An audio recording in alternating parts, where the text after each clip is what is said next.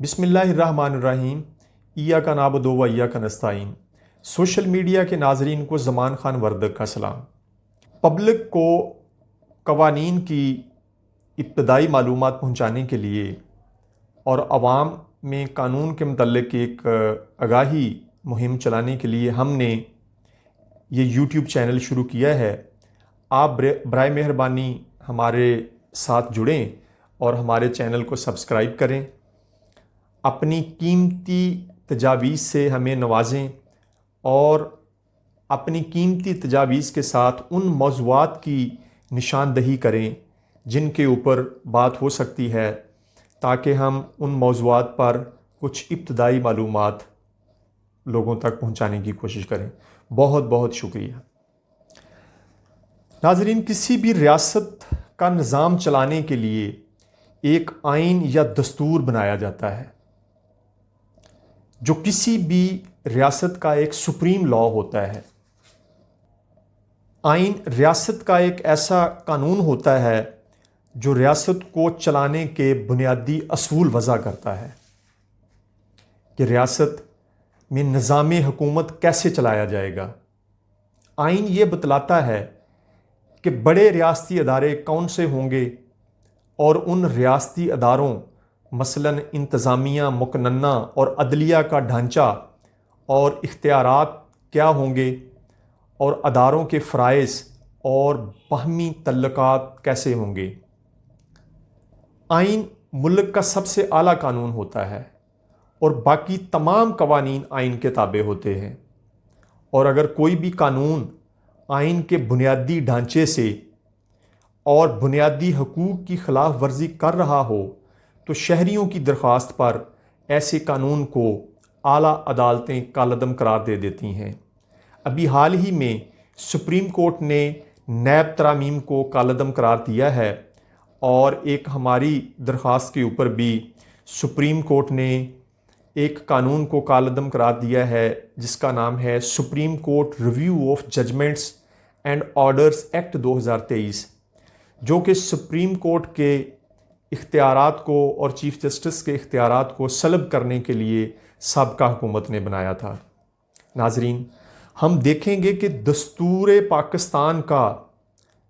Preamble, جس کو آپ تمہید بھی کہہ سکتے ہیں، کیا ہے اور اس کی کیا اہمیت ہے اور اس سے رہنمائی کیسے لی جاتی ہے۔ کسی بھی آئین کا پریمبل یا تمہید اس آئین کا ایک تعارفی بیان ہوتا ہے جو اس آئین کے بنیادی خد و خال، اصول اور مقاصد کا احاطہ کرتا ہے۔ آئین کا پریمبل کسی بھی ریاست کے جمہور کی خواہشات اور جذبوں کی عکاسی کرتا ہے کہ انہوں نے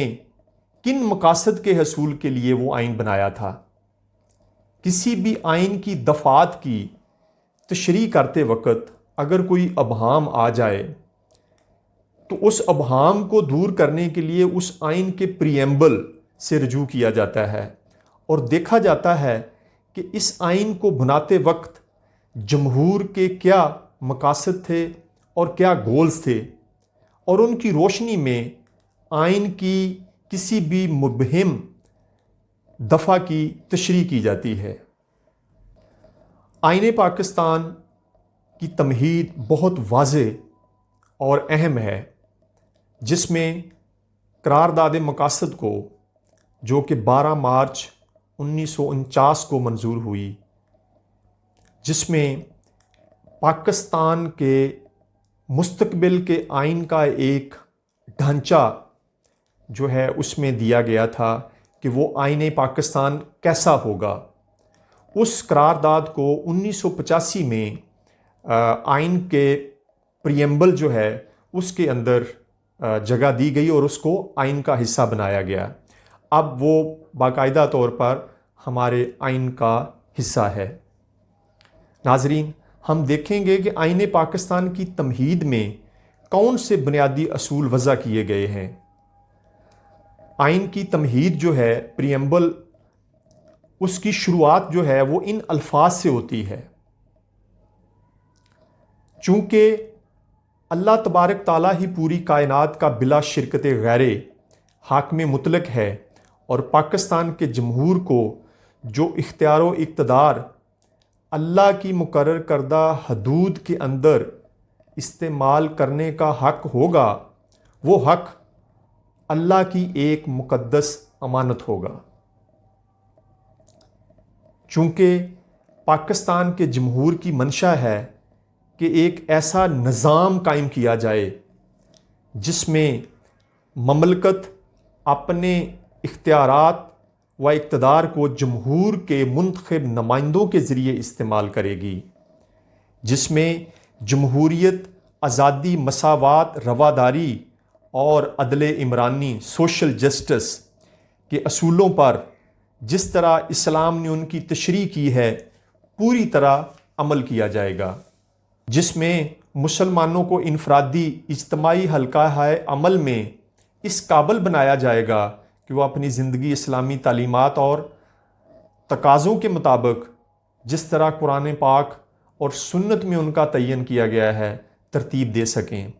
جس میں قرار واقعہ انتظام کیا جائے گا کہ اقلیتیں آزادی سے اپنے مذاہب پر عقیدہ رکھ سکیں اور ان پر عمل کر سکیں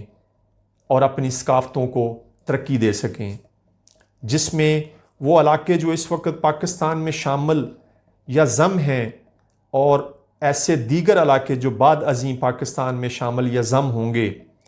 وہ ایک وفاق بنائیں گے جس میں وہ وفاقی اکائیاں چند مقرر کردہ حدود اور پابندیوں کے ساتھ اپنے اختیارات و اقتدار میں خود مختار ہوں گی،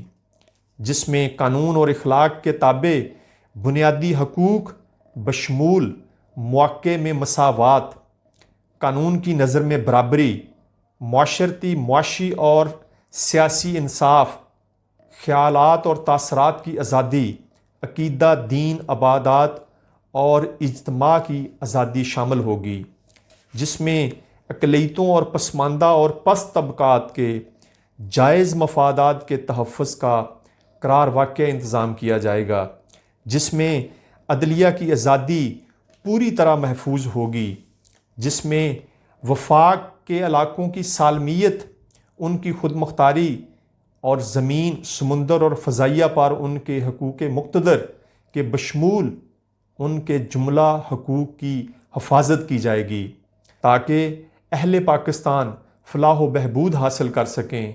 اور اقوام عالم کی صف میں اپنا جائز اور ممتاز مقام حاصل کر سکیں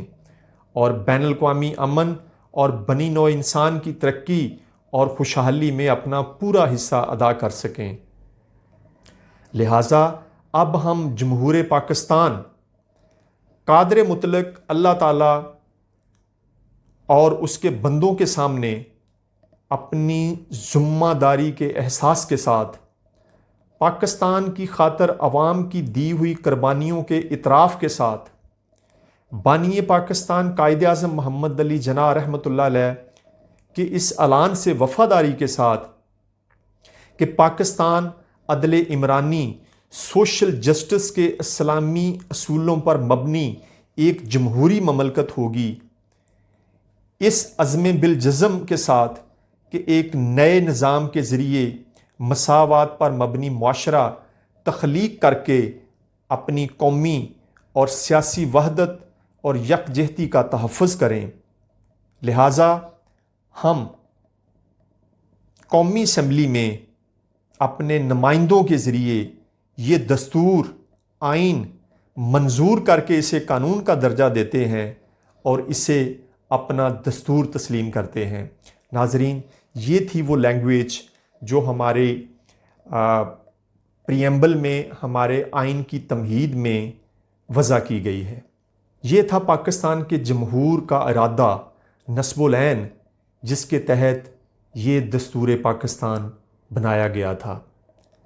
لیکن جب سے یہ دستور وجود میں آیا ہے، طالع آزماؤں نے، جن میں فوجی جرنیل، اعلیٰ عدلیہ کے ججز، انتظامی اور سیاستدان شامل ہیں، سب نے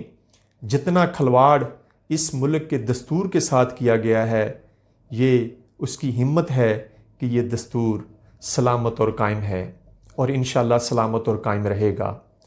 ماضی میں دستور کے ساتھ کھلواڑ کرنے کی سزا ملک کو دو لخت کرنے کی شکل میں ہم بھگت چکے ہیں۔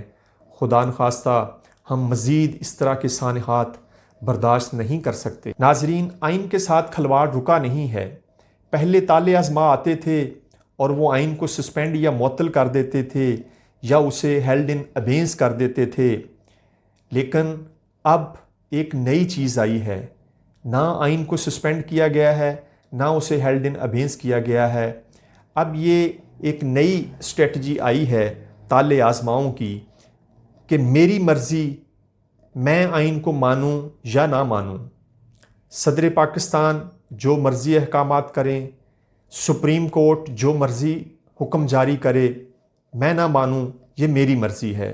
یہ ایک نئی پالیسی ہے جس کے تحت اس ملک کے آئین کے ساتھ کھلواڑ جاری ہے۔ ناظرین، ماضی میں منتخب حکومتوں کو برخاست کیا گیا، ججز کو فارغ کیا گیا، اور پھر انہی اعلیٰ عدلیہ کے ججز نے طالع ازماؤں کو آئین میں اپنی مرضی کی ترامیم کرنے کی اجازت دی، اور پھر ربر سٹیمپ ایوانوں کے نمائندوں نے ان آئینی اور قانونی ترامیم کو جائز قرار دے کر دستور کا حصہ بنا دیا۔ ناظرین، آئین کے ساتھ کھلواڑ ہوتا رہا اور ہو رہا ہے، اور جمہور جنہوں نے بڑے ارمانوں اور عظیم مقاصد کے لیے ایک آئین بنایا تھا، اس ملک میں اس آئین کی تمہید کی چند ابتدائی لائنوں پر بھی ابھی تک عمل نہیں ہو سکا۔ آج کے دور میں سپریم کورٹ کے احکامات کو پس پشت ڈالا جا رہا ہے، عدالتوں کی بے توقیری کی جا رہی ہے، سربراہ مملکت سپریم کمانڈر افواج پاکستان یعنی صدر پاکستان کے احکامات کو ہوا میں اڑایا جا رہا ہے، صدر پاکستان کی منظوری کے بغیر قوانین پاس کیے جا رہے ہیں۔ ریاست پاکستان اس وقت ایک سنگین سیاسی اور آئینی بحران میں مبتلا ہے، اور اس بحران میں مبتلا کرنے والوں کو تاریخ کبھی معاف نہیں کرے گی۔ ناظرین، اپنا خیال رکھیے گا، دعاؤں میں یاد رکھیے گا۔ پاکستان زندہ باد۔